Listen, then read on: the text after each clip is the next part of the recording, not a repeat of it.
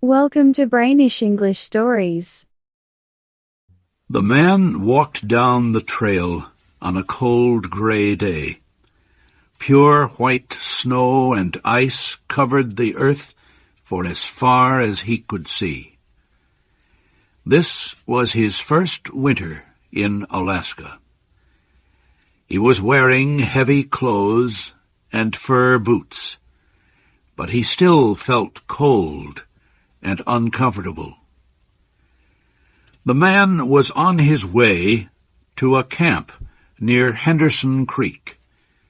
His friends were already there.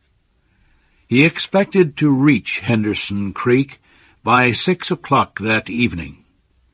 It would be dark by then. His friends would have a fire and hot food ready for him. A dog walked behind the man. It was a big gray animal, half dog and half wolf. The dog did not like the extreme cold. It knew the weather was too cold to travel. The man continued to walk down the trail. He came to a frozen stream called Indian Creek. He began to walk on the snow-covered ice. It was a trail that would lead him straight to Henderson Creek and his friends. As he walked, he looked carefully at the ice in front of him. Once he stopped suddenly, and then walked around a part of the frozen stream. He saw that an underground spring flowed under the ice at that spot. It made the ice thin. If he stepped there, he might break through the ice into a pool of water. To get his boots wet in such cold weather might kill him. His feet would turn to ice quickly. He could freeze to death. At about 12 o'clock, the man decided to stop to eat his lunch. He took off the glove on his right hand. He opened his jacket and shirt and pulled out his bread and meat. This took less than 20 seconds, yet his fingers began to freeze. He hit his hand against his leg several times until he felt a sharp pain. Then he quickly put his glove on his hand. He made a fire, beginning with small pieces of wood and adding larger ones. He sat on a snow-covered log and ate his lunch. He enjoyed the warm fire for a few minutes. Then he stood up and started walking on the frozen stream again. A half hour later, it happened. At a place where the snow seemed very solid, the ice broke. The man's feet sank into the water. It was not deep, but his legs got wet to the knees. The man was angry. The accident would delay his arrival at the camp. He would have to build a fire now to dry his clothes and boots. He walked over to some small trees. They were covered with snow. In their branches were pieces of dry grass and wood left by floodwaters earlier in the year. He put several large pieces of wood on the snow under one of the trees. On top of the wood, he put some grass and dry branches. He pulled off his gloves, took out his matches, and lighted the fire. He fed the young flame with more wood. As the fire grew stronger, he gave it larger pieces of wood. He worked slowly and carefully. At 60 degrees below zero, a man with wet feet must not fail in his first attempt to build a fire. While he was walking, his blood had kept all parts of his body warm. Now that he had stopped, cold was forcing his blood to withdraw deeper into his body. His wet feet had frozen. He could not feel his fingers. His nose was frozen too. The skin all over his body felt cold. Now, however, his fire was beginning to burn more strongly. He was safe. He sat under the tree and thought of the old men in Fairbanks.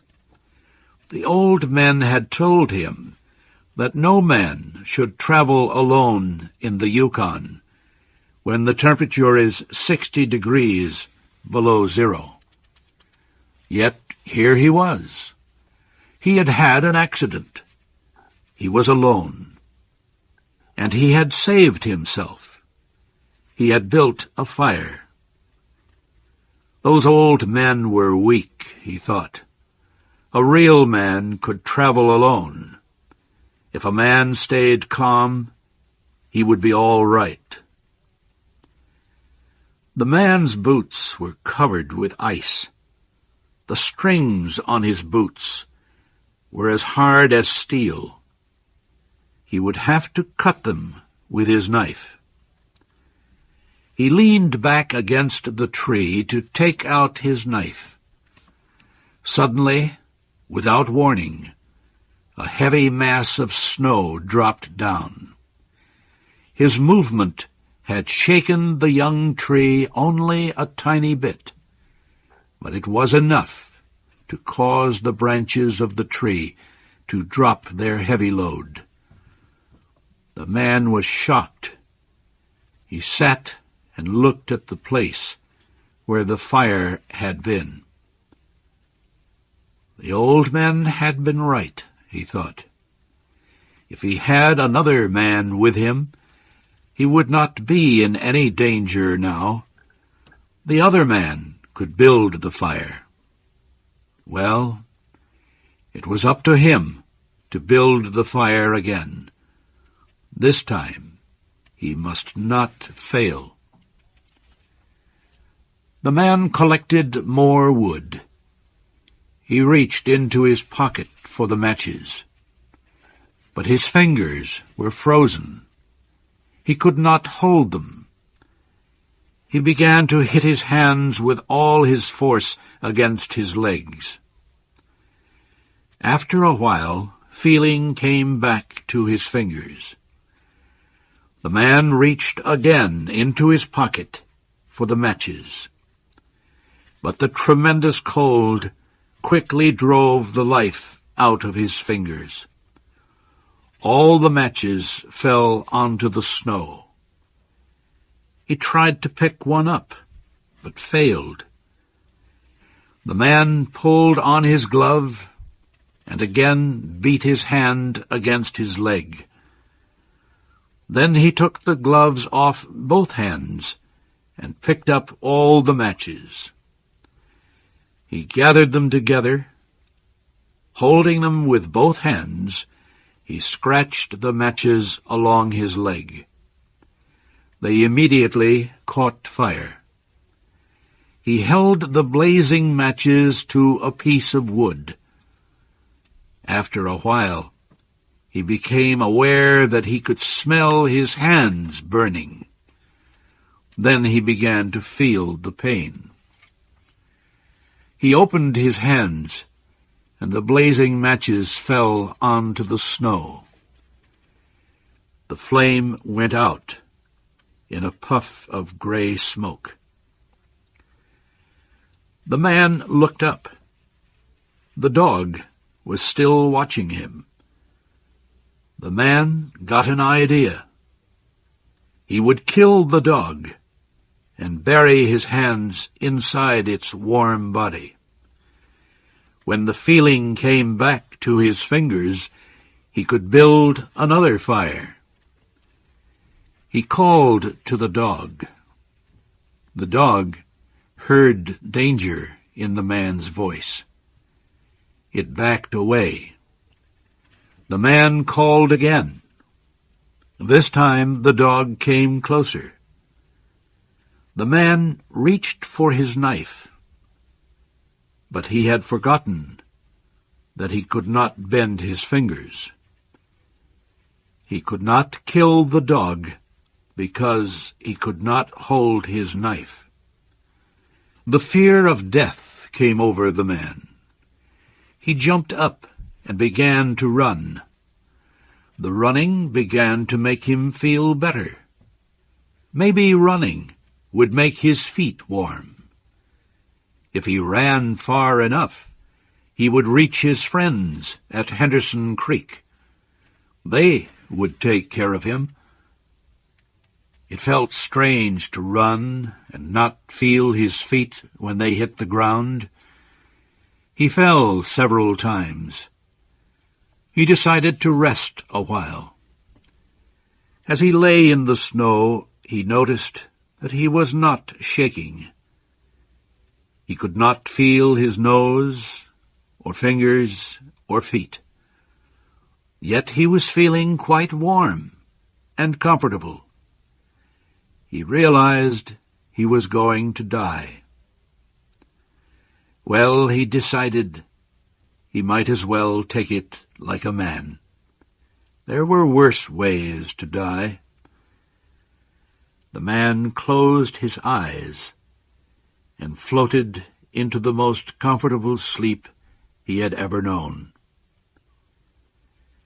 The dog sat facing him, waiting.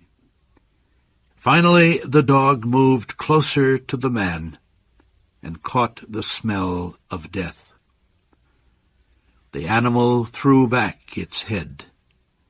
It let out a long, soft cry to the cold stars in the black sky.